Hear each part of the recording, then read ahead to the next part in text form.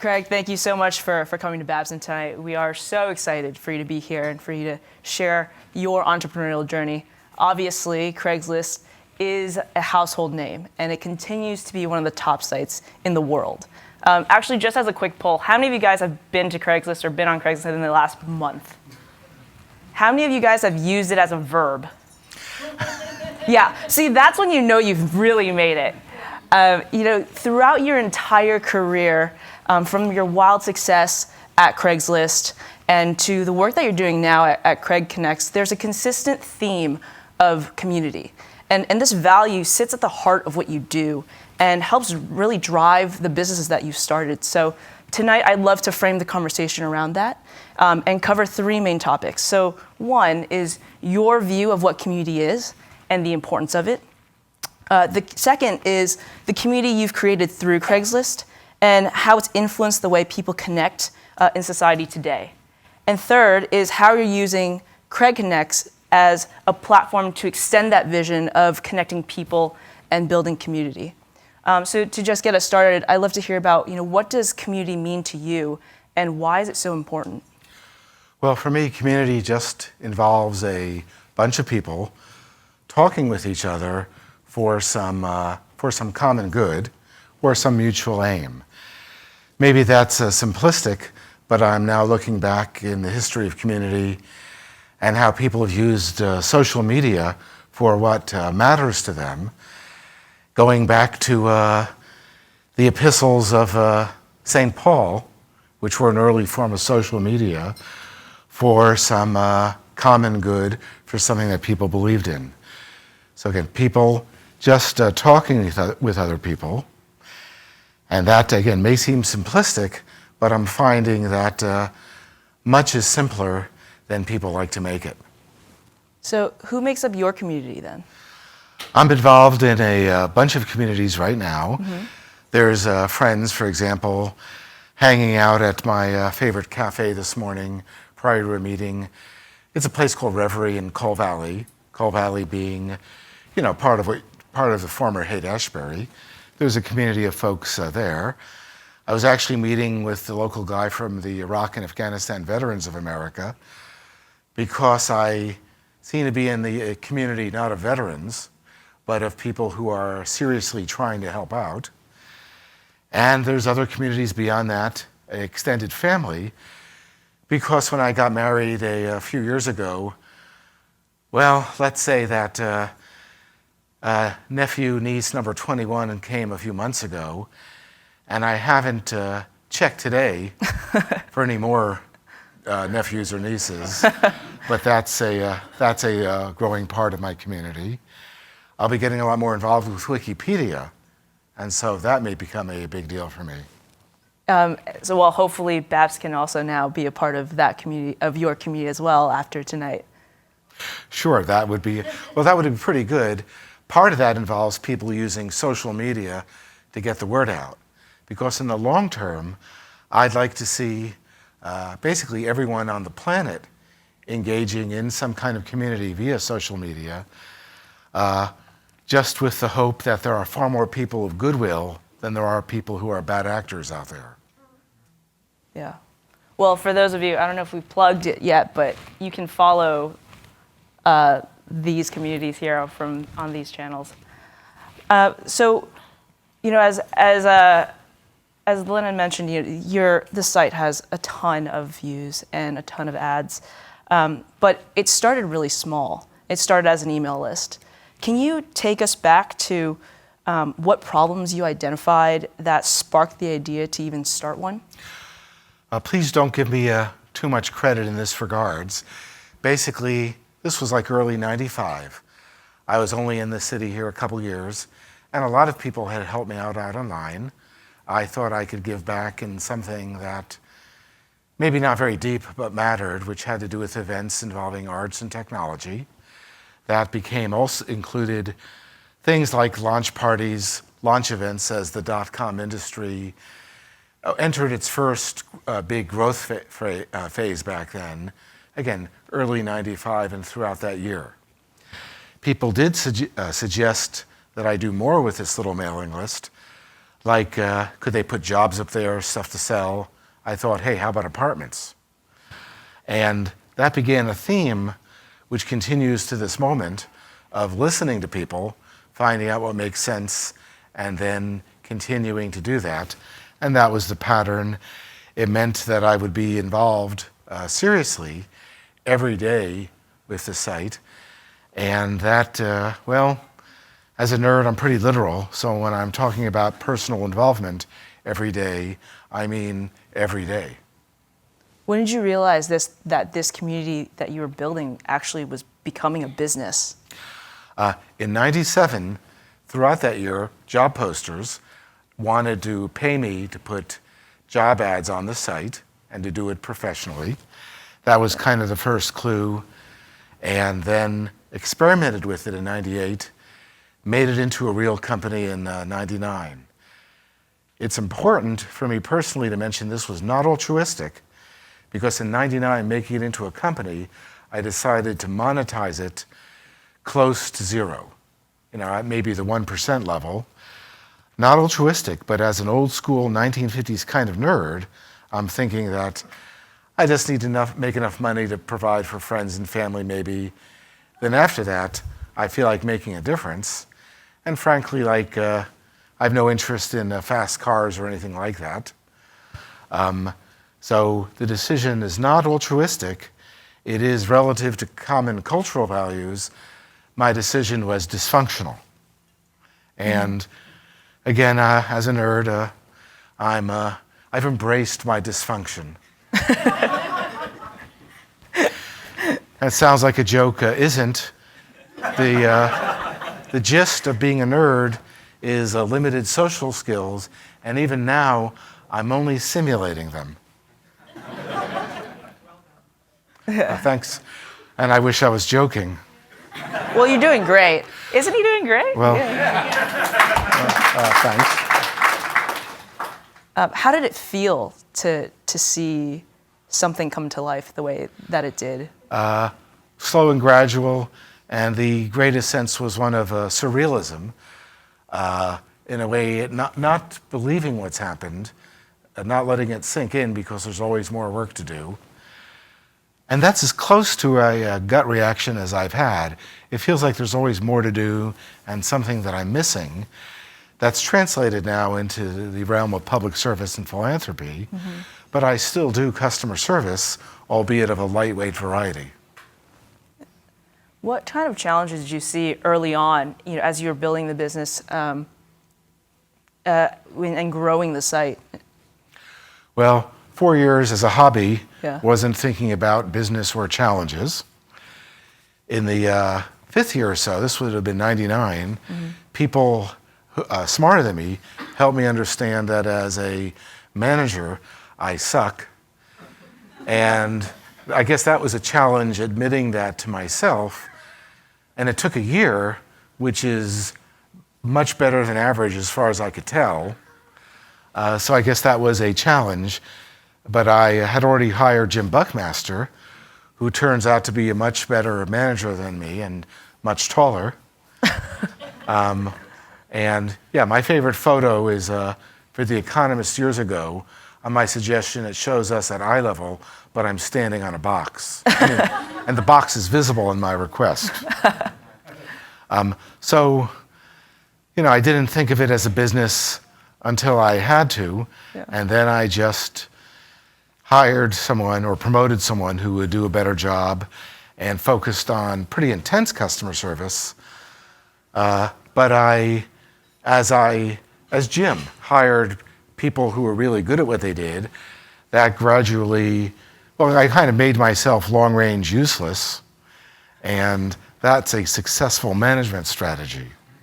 Yeah.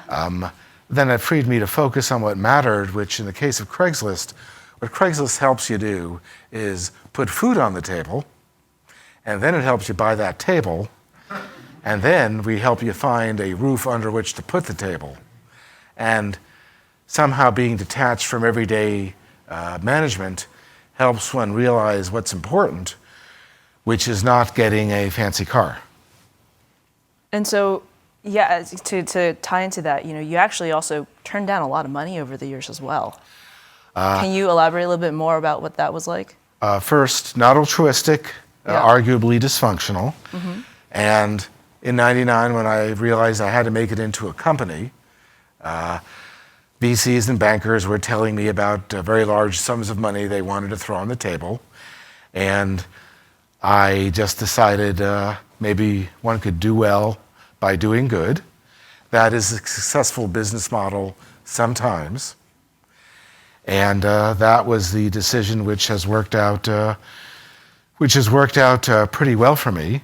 And that's the model we continue to this day. It has worked out pretty well, but the focus is on, again, like helping people put food on the table, again, getting the table, getting the roof. Yeah, I find it must be challenging because you have to balance these decisions between financial performance and social good. So, you thinking that the belief that you want to be not altruistic, and how do you gauge that? I don't really gauge it so much as just to act, just trying to stay true to what feels like it matters, and that's in a way the history of craigconnects, where I decide what are some of the things that matter to me, and then frankly find other people who are good at that and help them and then get out of the way. Got it.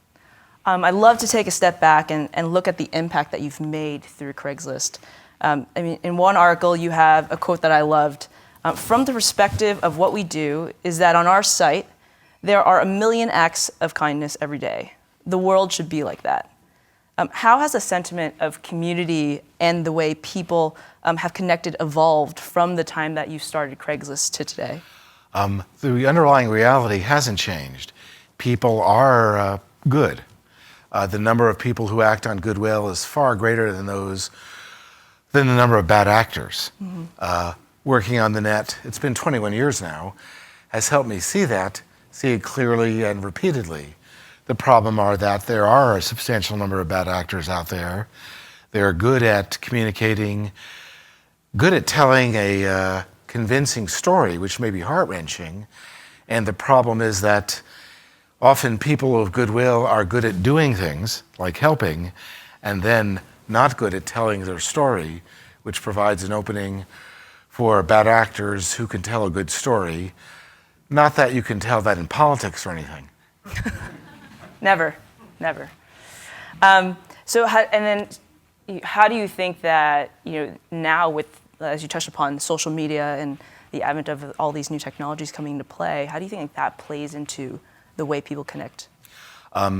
People are connecting much more easily for common good or sometimes bad, and people are connecting in groups in ways, again, which are also good and bad. You may be the only stamp collector in your small town. As a young nerd, I collected stamps and still have the collection. I can't get rid of it.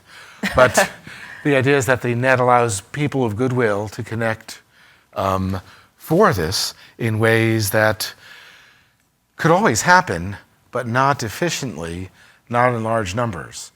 Again, remember that 2,000 years ago or so, St. Peter created a successful community. St. Paul, he used a form of social networking. He would write blogs called epistles then, and then he would have scribes and networks of travelers between churches. Now, actually, that wasn't that innovative because there was a notable war blogger, Julius Caesar, who also made much greater use of that in politics. Because seriously, the war blogs in Gaul, the Veni Vidi Vici thing, those were literally war blogs. He had a pretty crude technology to get the word out, but it worked because he actually invented, arguably, journalism in the form of posting the recordings of what happened in the Senate on the forum walls every day. He would have scribes post that. Wealthy Romans would copy that and get the word out. Again, I can harp on this indefinitely, pointing out that Gutenberg invented some really good internet technology, but it took Martin Luther to make effective use of it to enhance existing forms of social media successfully. What an analogy. I mean, I love the history and... Well, I figured out some of it. Let's give credit to Tom Standage from The Economist, who wrote a book, The Writing on the Wall, where he elaborated on this far more than I figured out. So pretty much nothing's changed. What's changed is that any of us now has a voice. It used to be that the printing press was an inaccessible technology, or TV was inaccessible, and those are the most powerful forms of communication technology until the last decade or so. Now, everyone has an opportunity. The hard part is getting attention so that people will actually listen to you. But we've had a burst of democratization, which is happening in unpredictable ways. Mm-hmm. One of the benefits of this is much better good TV. And I do love TV, and a lot's backed up on the TiVo, and that won't watch itself. No. What's like your one show right now? Boy, I'm thinking that, something instructional in a number of ways is Billions on Showtime. Okay. There's also Girls, which is really good. And man, there's a bunch of new things coming up, like Veep and Silicon Valley, and predictably, Game of Thrones. But a lot's going to come and go during this month. Also, let's see, we've only watched 2 or 3 episodes of the new season of House of Cards. And I recommend. A lot of people got really excited about that one. Yeah. I do recommend also the British version. Very cool. I'd love to dive into what you're doing today with craigconnects. Yeah. Can you share a little bit about your vision and what success looks like for craigconnects? Well, starting early 2000s, people from nonprofits started approaching me because they wanted help in community building, possibly the use of the bully pulpit. I somehow was getting going. Not bad. And sometimes, of course, they also wanted cash contributions, but the bully pulpit was the priority. And I was doing this in a haphazard way, and I did it for maybe around a decade, until I realized that I really didn't have my act together at all. I thought I was helping out 20 to 30 nonprofits, maybe some government too. Had someone count for me how many groups I was helping. The count was more like 100. And then I realized I seriously needed to invest in getting my act together. We called it craigconnects. I'd still like to think of a better name. But the theme is, there's some things I believe in, and then I can identify groups who are good at it, support them primarily with social media and the bully pulpit thing, and then both, help to propagate their work, to promote it through social media, but otherwise get out of the way. Some areas I'm fairly hands-on, like in trustworthy journalism. I was helping at a design session in a very small way a few weeks ago in New York, something called the Trust Project out of Santa Clara University. But I realized that, where news goes to live, that's Wikipedia. And I realized almost in a flash a few weeks ago that, if a news story is printed, maybe put up on a news site, and if it turns out to be wrong, in part or completely, it will not normally get fixed. It will be like that forever. In Wikipedia, something might be inaccurate, but it can be fixed. Anyone here can fix it. It may be a little too difficult to figure out how to get it fixed because they have their own unique tools, but that can be fixed. So that I plan to work more with Wikipedia. I should note that they're located, about 6 blocks away or so. Yeah, that's great. Since speaking of trustworthy journalism, on your site you list 5 main initiatives that you're focusing on: veterans and military families, peer-to-peer giving, protecting Americans' voting rights, women in tech and trustworthy journalism, as you had mentioned. What is it about these specific topics that compelled you to want to focus on these types of organizations? It's a matter of what matters to things like, well, the guiding principle is to treat people like you want to be treated. And for example, that motivates things like voting rights, because we're in a democracy. It's only fair that everyone has a chance to vote. And if the voting lines at the polls are too long, that's not fair. Or when it comes to everyone in the workplace, again, treat people like you want to be treated. And that motivated women in tech. That area, frankly, is one which I've almost completely delegated to the person handling most of my social media, Allison Capon out of RAD Campaign, because 6 or maybe 9 months ago, it occurred to me that, she's already been running Women Who Tech in Washington. She's been running it for years. So this way, if I delegate it to her, that way, in my sometimes clueless manner, I would never be guilty of either mansplaining or manspreading. Manspreading, by the way, the last time I saw a sign about that was 2 or 3 days ago on the F train going from the Lower East Side in New York up into Midtown. But I do that not out of intent, but pudginess. Some of what I do is just based on quirkiness. For example, I do support a local pigeon rescue group because I do like birds and I have a lot of respect for pigeons, because in the whole, they're maybe smarter than we are, more successful as a species. And I do want to let people know, if you see some of the photos with me and rescue pigeons, you'll note that pigeon pants is a thing, and you want them to have them on before they leap happily onto your shoulder. What are pigeon pants? They're, strap-on diapers. Oh, perfect. Perfect. So, Ty, going back, with these organizations that you work with, how do you measure social impact? I know that's a really tough thing to do these days, but what do you look at when you contribute to these types of organizations? We all want to measure social impact, which is another way of saying we want to make a difference and then be able to measure that somehow. Mm-hmm. People claim to be able to do it, and I'm not certain if I believe it. So the real answer is it's very much a work in progress. Sometimes the best you do is wing it. You talk to people who seem to know what they're doing, like Allison, and then do the best you can. Now, there are sometimes you can measure results, like getting the GI Bill passed, and now making sure that Congress doesn't take away some GI Bill benefits. Frankly, that was part of the discussion with the guy from Iraq and Afghanistan Vets of America this morning. Mm-hmm. That's IAVA.org, because he feels very strongly about it.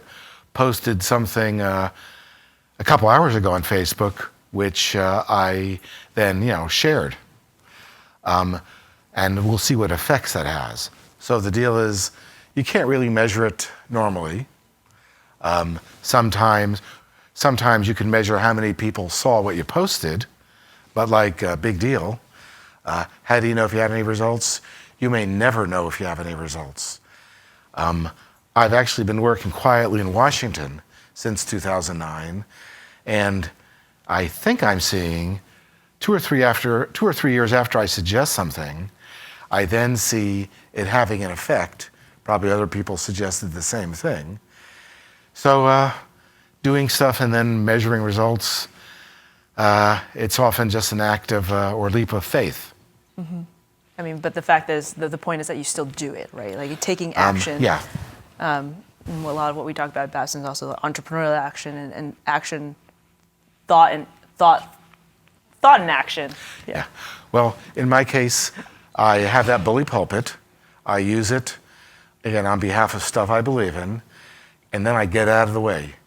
Getting out of the way is really important. Yeah. So thinking about the future, what does the future of community look like for you? For me, the future is now. basically finding communities of people who are good at doing something, and then helping them, and then sometimes annoying them into letting me help themselves. That's kind of detached, but I'm trying to figure out better and better how to use this platform I have as a force multiplier. I am sometimes using military terms now that I spend a lot of time with vets. But the deal is that the intent over a 20-year period is to motivate everyone on the planet. And I'm serious about that. As a nerd, I read a lot of history and a lot of science fiction. So I've seen a lot of what really works, hence those references to social media prior to the internet. And then through science fiction, I've seen lots and lots of scenarios explored. And assuming that we don't suffer, complete environmental or economic collapse, I think things will be a lot better in the future, but there are some big challenges. And so if I want to have a big effect, it's by helping other people have the real effect and promoting their stuff while giving them credit for that too. Great. And so, what can we expect from you and Craig Connects over the coming years? Is it, aside from your involvement with Wikipedia specifically, are there any other organizations that's top of mind for you these days? Well, it's in a way lots of more of the same. In mid-June, with Women Who Tech, we'll be running the Women's Startup Challenge, which is basically a deal where Allison and company invite a whole bunch of women-run startups to propose what they got going, such that 10 are selected to pitch to VCs. People, including myself, throw a big chunk of cash to the most successful group who pitches stuff. And the deal is to create a new normal. Because right now, not much funding goes to women-led startups. So the idea is to do it, to talk about it a lot, to create a new expectation. The underlying theme, again, is treat people like you want to be treated. So for everyone here tonight who's come and hear you speak, a lot of them, I'm sure, are young entrepreneurs who are curious and want to be able to do something as well. What advice can you give all of us here today for how we can contribute to the world and how we can play our part? I'm not much of an entrepreneur, and I'm kind of simplistic. And whatever you do, treat people like you want to be treated in your business and otherwise. That means try to do good customer service, even when it's challenging, like if you're giving something away for free. And remember that you're dealing with people all the time who are not unlike yourself. There's probably deeper lessons I can dig up, but we tend to forget what we learned as kids. One thing, again, is the golden rule, and maybe another thing is know when enough is enough. So if you are successful, well, I've recently heard Kevin Spacey quoting Jack Lemmon saying that if you manage to do well, then it's time to send the elevator back down. Because I've gotten lucky, and in a bunch of ways, following through with what I've learned from Mr. Spacey, the real one, not the functional one he plays on that show, because that would be unfortunate. Well, thank you so much for coming here tonight. I do have one last question. Well, I did hear that you've never, of all the social media tools and whatnot, you haven't yet used Snapchat. Is that correct? That's very correct. I understand it's something that the kids use. Age is just a number. But I would love for your first snap to be here with us tonight. Sure. Cool. So I'm going to grab my phone, and I'd love for the audience to be a part of this as well. So we'll probably do 2 snaps, one of the audience and one of... Can we get this going? That's always more difficult than it seems, and I'm glad that iPhone was dropped on carpet right over there, not something harder. Oh, here we go. Okay. Yeah. If You anyone is carrying their phone in their back pocket, please don't let me know, because that makes me terribly nervous. Okay, we're gonna do a video. How many of you guys use Snapchat here? All right, that's not bad. Ready? So we're gonna do a quick video here. So bring your head in. Lean. All right. I'll probably introduce you. This and is then, as far as I'm going to get in. Okay. Well then we'll make it work for you. Okay. Here we go. All right. I'm going to introduce you, and then you can say you're here at Babson talking about community and to visit and check out Craigconnects. Okay. Okay. Ready? And the beauty of this is if it doesn't work, we can take another shot. All right. Okay. All right. Hold on. I'm gonna lean this way. All right. Ready? Yep. Hey guys, I'm here with Craig from Craigslist and Craigconnects. Hey, I'm here at Babson, learning a lot about the school, talking to people about Craigconnects. Okay, that was too. You know what? We're gonna save that. What? You've only got until the red dot closes. Yeah, we only got. It's okay. We're just gonna send it to the story. Well, it works. The pressure. It works. It works. Right? You just gotta continue again. All right. Keep going. Craig Newmark, here at Babson, talking about Craigconnects and Craigslist. All right. Okay. Your turn. Ready? Do you want to do like the wave or something? Yeah. Okay. Not that way? Doesn't work? Okay, ready? I'm going to go this way. All right. Thank you, Craig, for coming.